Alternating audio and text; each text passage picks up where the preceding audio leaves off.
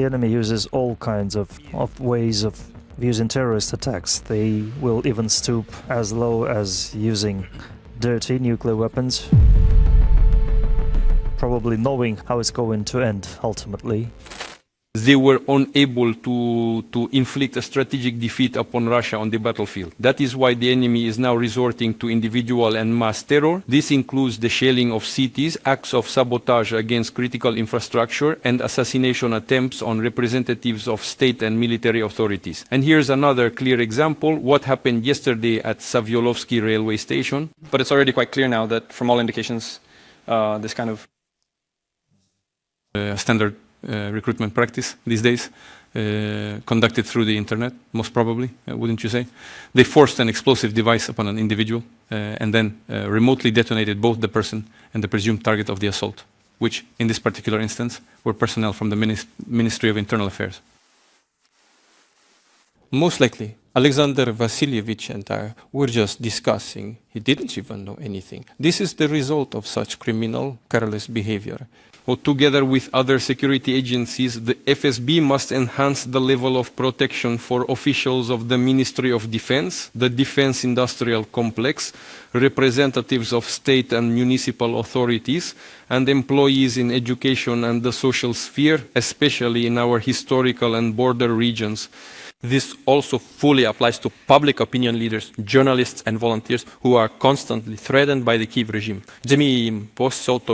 We're talking about a possible explosion of our gas systems on the Black Sea floor. This refers to the so-called Turk Stream and Blue Stream, which just can't seem to calm down. They don't know what else they can possibly do to completely destroy this peaceful process, which is attempting to achieve a settlement through diplomatic means. They are doing everything they can to stage some kind of provocation and destroy all that has been so carefully, we might say, achieved on this negotiation track. But we'll discuss that in a closed session. The results of the work? Of ways of using terrorist attacks. They will even stoop as low as using dirty nuclear weapons, probably knowing how it's going to end ultimately. For all these past years, Ukraine has not concealed its intention to reacquire nuclear weapons.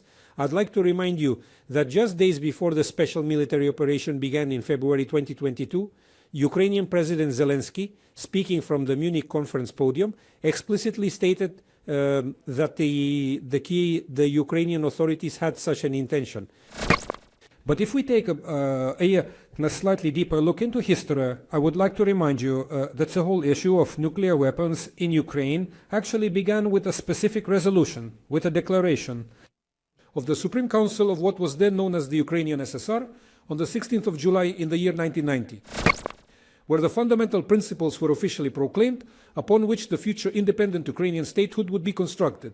And one of the three fundamental principles enshrined in this declaration is Ukraine's non-nuclear status. Subsequently, it was similarly enshrined in the Constitution of Ukraine. Extremely disturbing information has been released today by the Foreign Intelligence Service. There is absolutely no doubt that it is reliable. There is no doubt whatsoever that Great Britain and France, as nuclear powers who, in theory, bear a special responsibility for maintaining global stability and for the resolution of conflicts, are in fact currently the primary sponsors of the ongoing conflict in Ukraine. Moreover, they are prepared to escalate it into the realm of a nuclear conflict. There is also no doubt whatsoever that they are operating, on the one hand, completely detached and isolated from those democratic institutions which currently exist in their respective countries, but in very close collusion both among themselves and with the current authorities of Ukraine. It seems there's even an understanding, apparently, that in the future, Ukraine's acquisition of nuclear weapons was to be presented as its own indigenous Ukrainian development. However, beyond any shadow of a doubt, Ukrainians inherently possess no capacity for independent development without external assistance. For all these past years, Ukraine has not concealed its intention to reacquire nuclear weapons. I'd like to remind you that just days before the special military operation began in February 2022, Ukrainian President Zelensky, speaking from the Munich conference podium, explicitly stated that the Ukrainian authorities had such an intention.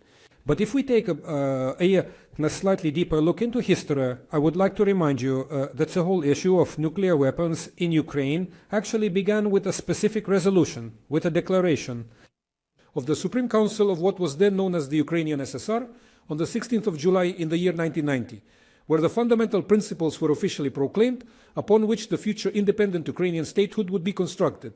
And one of the three fundamental principles enshrined in this declaration is Ukraine's non-nuclear status. Subsequently, it was similarly enshrined in the Constitution of Ukraine. And it was precisely on this basis that we recognized Ukraine's independence and sovereignty as a separate state, and subsequently entered into agreements, including the well-known Budapest Memorandum. So, Mukus, what is currently taking place must of course become the subject of the broadest international discussion within those specific structures that are officially authorized to oversee the non-proliferation regime, including the United Nations Security Council and the IAEA, and the Special Conference on the Observance of the Non-Proliferation Treaty. By the way, the next 5-year review conference will be held no later than the end of April this year. The time has come to discuss this there as well. But without a doubt, this extremely alarming situation must also be discussed at the national level. And therefore we, the senators of the Russian Federation, have appealed. Our appeal is already, as they say, being sent through diplomatic channels to the adversaries. We have appealed to our colleagues in the parliaments of Great Britain and France with a call to immediately initiate appropriate parliamentary investigations already within these days, because I'm quite sure no one consulted with their parliaments and no one discussed this issue with the political forces of the respective nations. This is what one might call a top-level conspiracy, hatched with the expectation that it would simply go through and that later all of this would be presented as a genuinely Ukrainian initiative, but it will not pass. There is absolutely no doubt that either our parliamentary colleagues in these countries, and we sincerely hope in the European Parliament as well, will fully grasp their responsibility for what is unfolding and recognize all the grave dangers that this particular conspiracy truly poses. We are well aware that various conspiracies have taken place there among them in Europe, but this specific conspiracy is far more egregious than some others. And they will find within themselves, if you so wish, the courage, the political courage, to at the very least pose some serious questions to their leaders, and at the very most, to call them to account for their decisions. There is absolutely no doubt whatsoever that Ukraine, as a participant in the treaty on the non-proliferation of nuclear weapons, bears precisely the same obligations under this international agreement, just like the nuclear powers themselves. Only nuclear powers under the treaty, there are Articles 1, 2, 3, and 6, which very clearly and precisely stipulate that nuclear weapon states, firstly, shall not transfer nuclear weapons to non-nuclear weapon states, and secondly, non-nuclear weapon states shall not accept such weapons even when they are offered to them. So on the one hand, there are the obligations of France and Great Britain, and on the other, there are the obligations of Ukraine as a full participant in the non-proliferation treaty, and any deviation from these commitments naturally would constitute a fundamental breach of the treaty, and in this case, Ukraine would once again find itself an international outcast, radically violating its obligations. There is no doubt whatsoever that these leaders have long since discredited themselves through their unreserved support for Ukraine in this conflict and their infamous slogan, "War to the last Ukrainian," as well as by undermining all attempts at a negotiation process on the Ukrainian front. There's nothing new here, as they say, but nuclear weapons are, if you will, an additional chapter, an additional section in this list of violations that the leaders of the respective states commit. I'll emphasize again, without going through democratic procedures, which they are so proud of and which they try to teach the whole world. Through our direct appeal to parliamentarians, our colleagues in the UK and France, we still hope that, if you will, some professional sense will be stirred in them when they realize that without their consent, attempts are being made to drag their countries, their peoples, their own voters into a completely irresponsible venture.